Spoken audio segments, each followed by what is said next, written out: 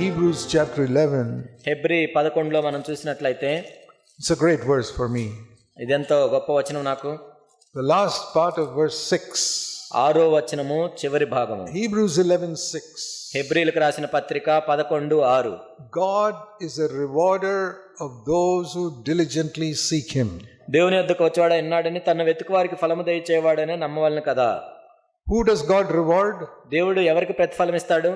Not those who casually say, Lord, it will be good if you give me the power of the Holy Spirit. ఏదో మామూలుగా దేవుని దగ్గర ప్రభువా నువ్వు ఒకవేళ పరిశుద్ధాత్మ శక్తితో బాగానే ఉంటుంది నాకు. But even if I don't get it, it's quite okay because I've got many other things to do. సరే మీరు ఇవ్వకపోయినా పర్లేదు, నేను చేయడానికి చాలా పనులు ఉన్నాయి నాకు.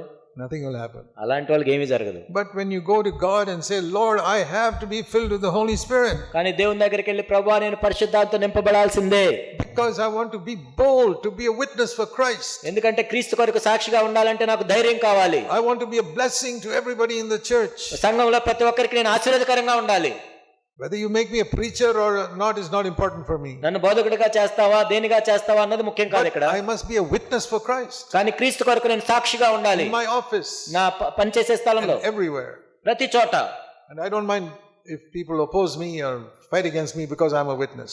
కాబట్టి నేను ఆయనకు సాక్షిగా ఉన్నాను కాబట్టి నన్ను వ్యతిరేకించినా ఏం చేసినా నాకు okay. That's how God equipped me to be a bold witness, first of all in the naval base where I worked. నేను ఎక్కడైతే పనిచేస్తున్నానో నావికా దళంలో నేను ప్రభు కోసం ధైర్యం కలిగిన సాక్షిగా చేశాడు. And sometimes that caused problems. కొన్నిసార్లు అవి నాకు సమస్యలను కూడా తీసుకొచ్చాయి. Because my senior officer would ask me to write something false in the form. కాబట్టి నా సీనియర్ ఆఫీసర్లు తప్పుడు లెక్కలు రాయమని అడిగేవాళ్ళు ఫామ్ లో. I say, sorry sir, I'm a Christian, I cannot write what is false. నేను క్రైస్తవుడిని, నేను అలా అబద్ధాలు రాయలేనని చెప్పాను. That happened to me more than once. నాకు ఒకసారి కంటే ఎక్కువ జరిగింది అలా. I knew they could throw me out of the job. లేకపోతే వాళ్ళు నా ఉద్యోగం తీసేయచ్చు. In the Navy it is more serious. నావికా దళంలో అది ఎంతో తీవ్రంగా ఉంటుంది. See, in your office, if you refuse to do what the boss says, he'll fire you, you lose your job. మీ ఆఫీసులో మీ బాస్ చెప్పింది మీరు చేయకపోతే మహా అయితే నీ ఉద్యోగం తీసేస్తారు అంతే. In the military it's different. కానీ మిలిటరీలో అంత మాత్రమే కాదు. In the military they emphasize obedience, instant obedience very much. మిలిటరీలో ఎలా ఉంటుందంటే చెప్పింది వెంటనే చేయాలి. That's why they teach them in the parades, left turn, right turn, about turn. అందుకే left turn, right turn, about turn అని నేర్పిస్తూ ఉంటారు. For example, the commander of the parade says right turn. ఉదాహరణకి కమాండరు రైట్ టర్న్ అని చెప్పాడు అనుకోండి.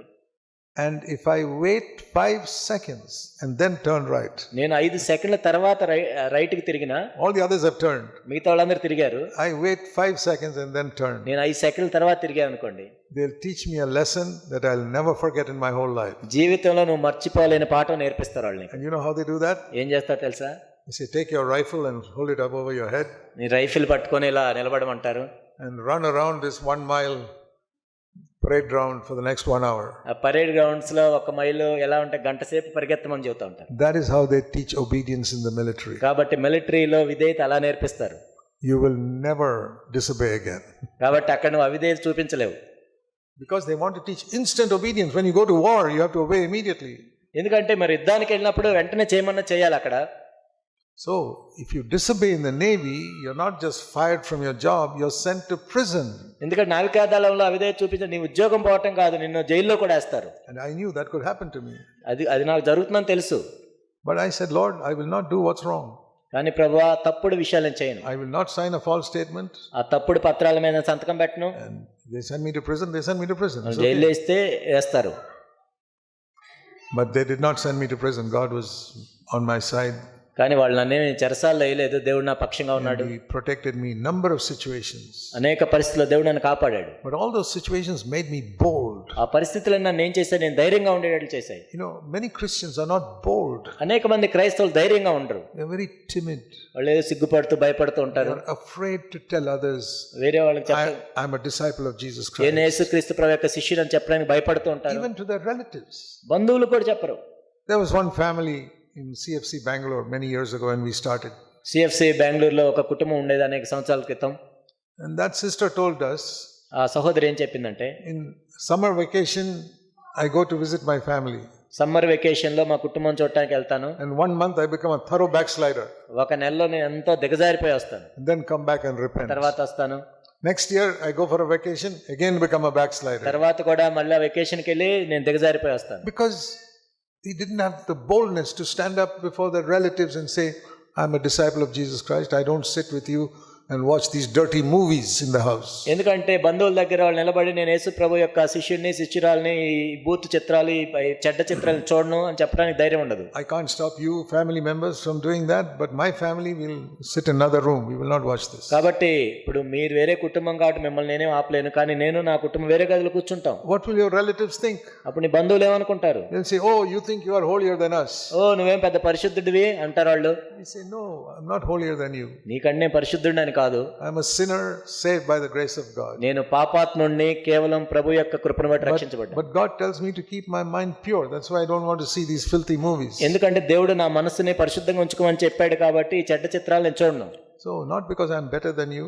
నీకంటే నేనేదో శ్రేష్ఠుడిని కాదు. I'm probably worse than you, but Jesus saved me. నీకంటే నేను దౌర్భాగ్యుడిని అయి ఉండొచ్చు, కానీ ప్రభు నన్ను రక్షించాడు.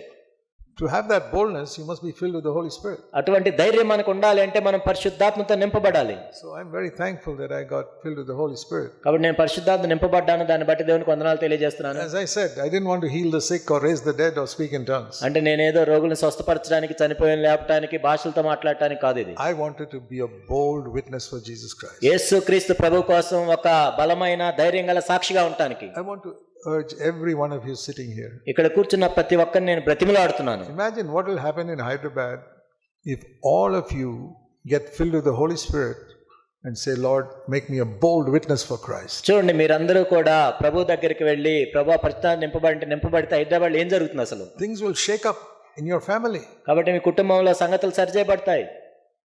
Because the power of purity and holiness will come into your home. ఎందుకంటే పవిత్రతలో ఉన్న శక్తి మీ ఇంట్లోకి వస్తుంది.